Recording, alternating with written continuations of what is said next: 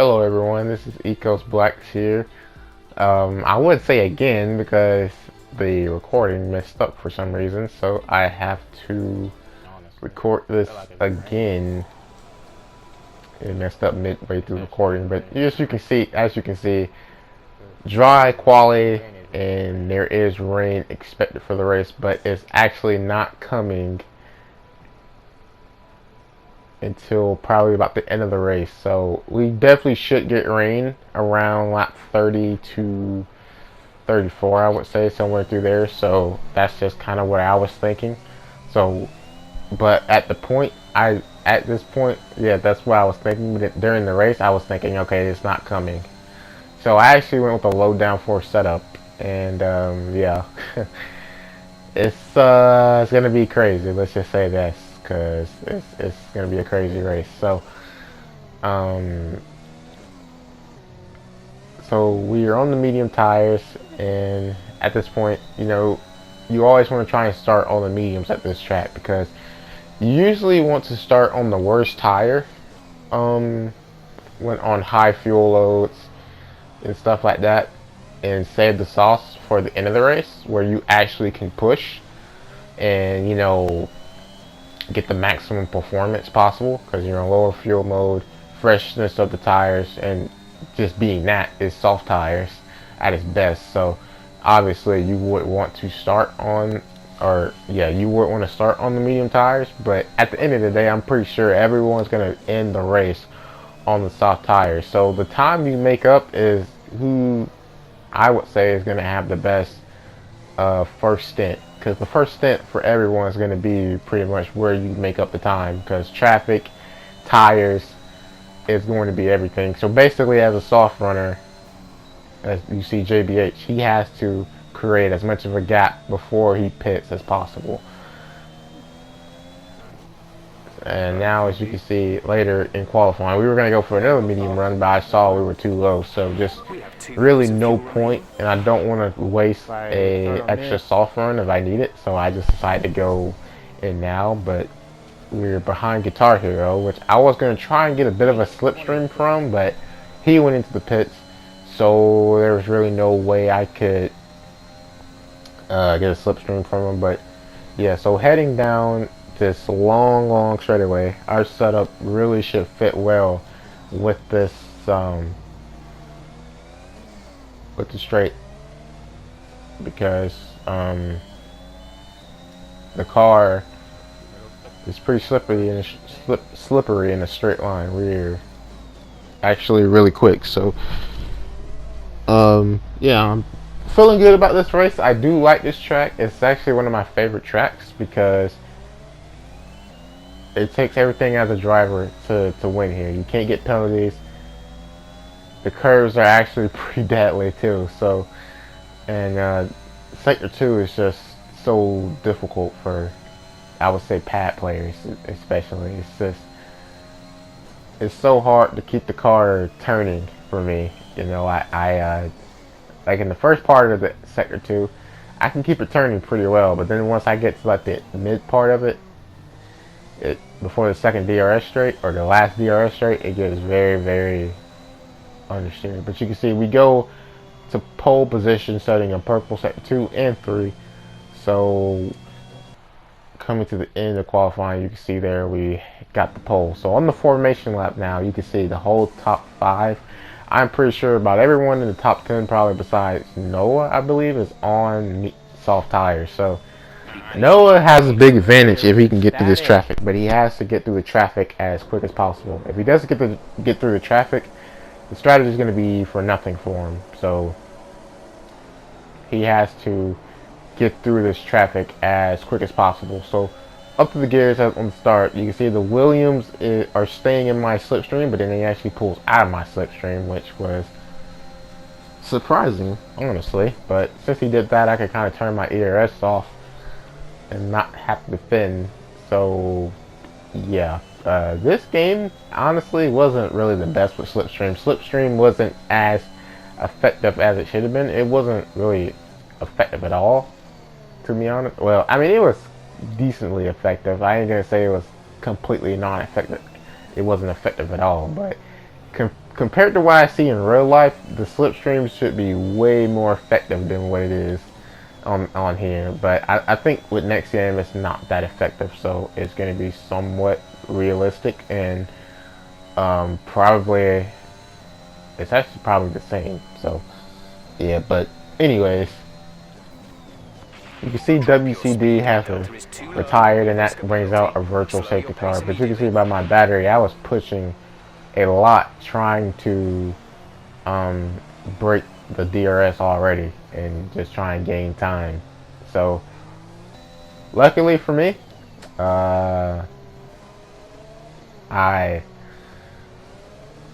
kept them out the DRS at the end of the virtual safety car, and now we just need to keep him behind. That is the plan, is to keep him behind for as long as possible, because I didn't know how much pace Nico had, but clearly he has some pace, because he is actually able to stay with me. So I knew he had something on him to compete with. So now, for me, I kind of just knew the first stint made a struggle for me a bit, because the soft tires aren't really at their best, considering we ran an in lap, hot lap, and an out lap, and the formation lap, and as we speak right now. So the tires aren't going to be as best for us on this low downforce setup, but the first part of the run should be pretty quick for us, considering the tires are still in a decent window for us. So yeah, the plan is to pit around lap 10, but you can see a couple people in the top 5 have a warning or a 3-second time penalty. And moving through the chicane, you see now Nico picks up a 3-second time penalty already, and we are basically just now starting this race. So he, like I said, Nico does look like he has some pace, but he's gonna have to keep it clean. So basically, I would have to say he can't get no more than 6 seconds to have a chance. Even at 6 seconds, you're still cutting it very thin, but I still think you have somewhat of a chance. But if you hit probably 9 seconds, you're probably out of it. So yeah, you can see though the battery for me is actually pretty low, and Nico is actually within the DRS right now. So I'm doing everything I can to try and keep him out of it. And luckily for me, he did not get it. And I knew if he got it on the straight, there would be nothing I can do. So I'm not using any battery till now. I do use a bit, but you can see we were actually kind of gaining on the straight. So I knew he was either not using battery or he was just low like me. And I'm pretty sure even at low battery, or even at low battery, if he has probably like 20-30% of battery, that's still quick enough on the straight to make a difference. So he should probably be gaining on me, I think, even if that low downforce setup, because mainly your straight line speed is based on your battery. So you know, you lose a lot of performance on a straight line if you are blinking, versus probably around 20%, because you're not, you know, you're not that much down on power. So, but obviously wings and ride heights do a lot of that too, and tire pressures and all that. So I think I had a lot of understeer. As you can see, I was struggling so much, and we pick up our second warning on lap 10. But I was thinking this is good though, because we are actually going longer into the soft run, which means I actually can, the medium run, or the second soft run, won't be so bad for me, because I can go that another lap extra, so my tires are going to be a lot better. But the thing is, are we going to get to that stint, because the rain is still scheduled? But Nico actually pitted that lap. We went obviously another lap because we had the gap. So we're going to pit now, make sure we don't speed, and now you're going to see You can see Nico is in 5th, so we have a 2.6 stop, which isn't bad, pretty normal. It would be nice if we got a 2.5. So now you're gonna see how big an undercut is at Mexico. Yeah, it's about, it seems about 2 seconds. So I got, because I think he was 1.6, 1.8 behind. So yeah, he's probably around 1.8, 2 seconds. And that's just on the medium stint. So, or the medium tire. You can only imagine the soft tire. So it's going to be about 2 seconds a lap of an undercut. But I knew if I was ahead, I'm not going to do an undercut. But you can see Nico goes wide here. And I'm already thinking, I got some battery saved up. So let's just try to overtake him again on the straight and extend the lead. Because the plan is, I need to build a gap to him. And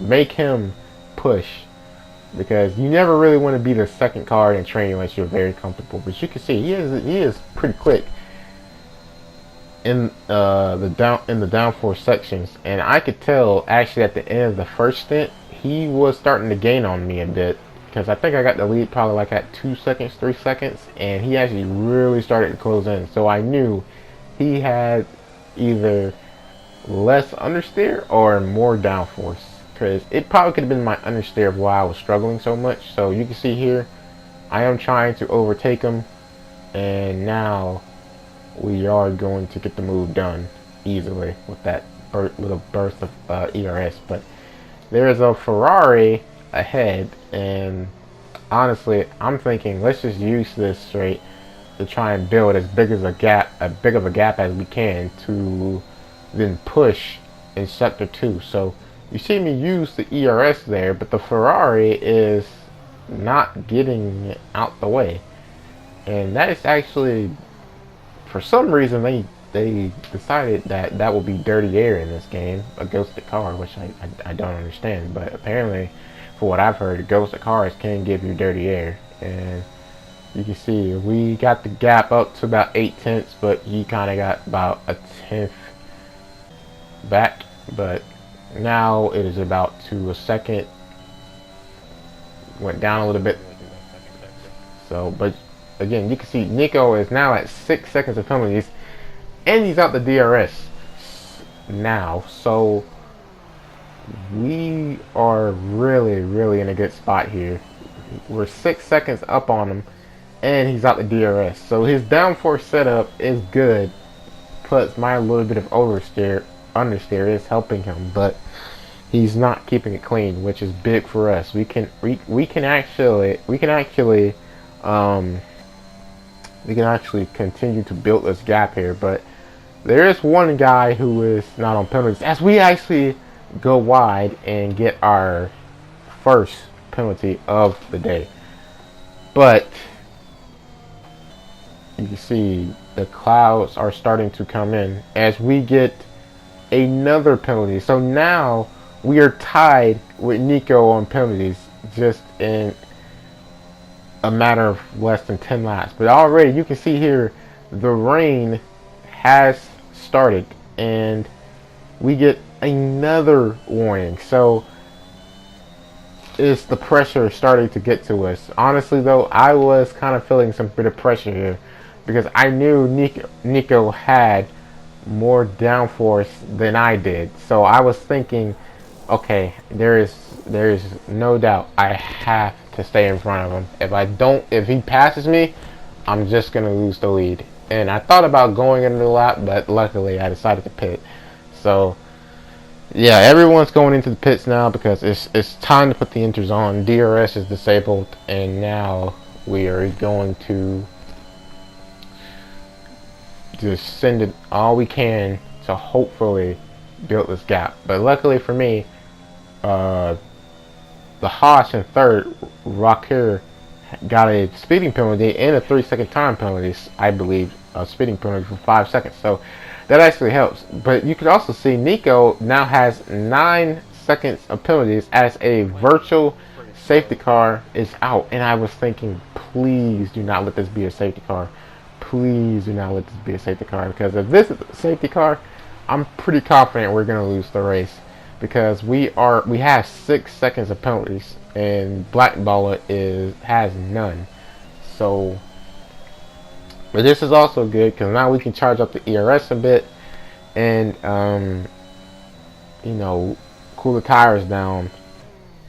Because I think, well, actually no, I think my tires are fine. So yeah, but this is the final lap for safety car. If we come to lap 34, there is no more safety cars, and obviously, as you can see, we got there. But Nico is just too far back to get close enough. But I think at this point, it was actually full wets, and no one came into the pits because no one just saw a benefit too. It was actually full wets right now because you can see the puddles around the track really. So it was like full wets, but the rain was starting to get better. As you can see, we are just hanging on for dear life at this point, and I'm just thinking, okay, just don't get another penalty. Just keep it clean, and you got them. Even if you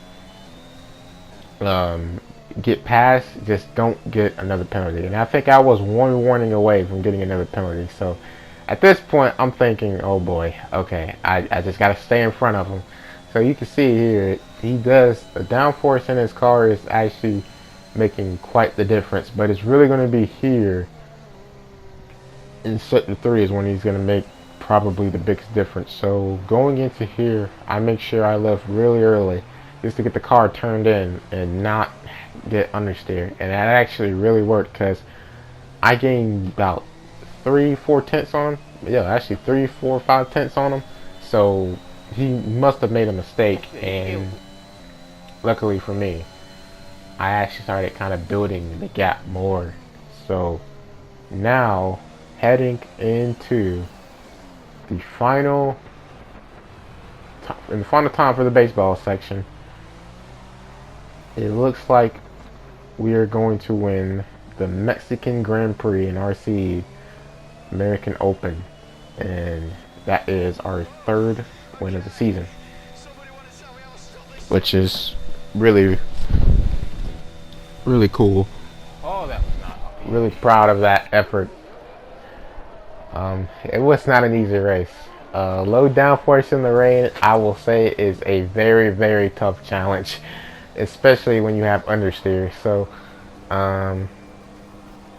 yeah, I don't know what this is. I don't know if that's me or something else, but as I get an update notification for our game, so sorry about that. But as you can see here now, the podium finishers, me, Nico, and I believe JBH.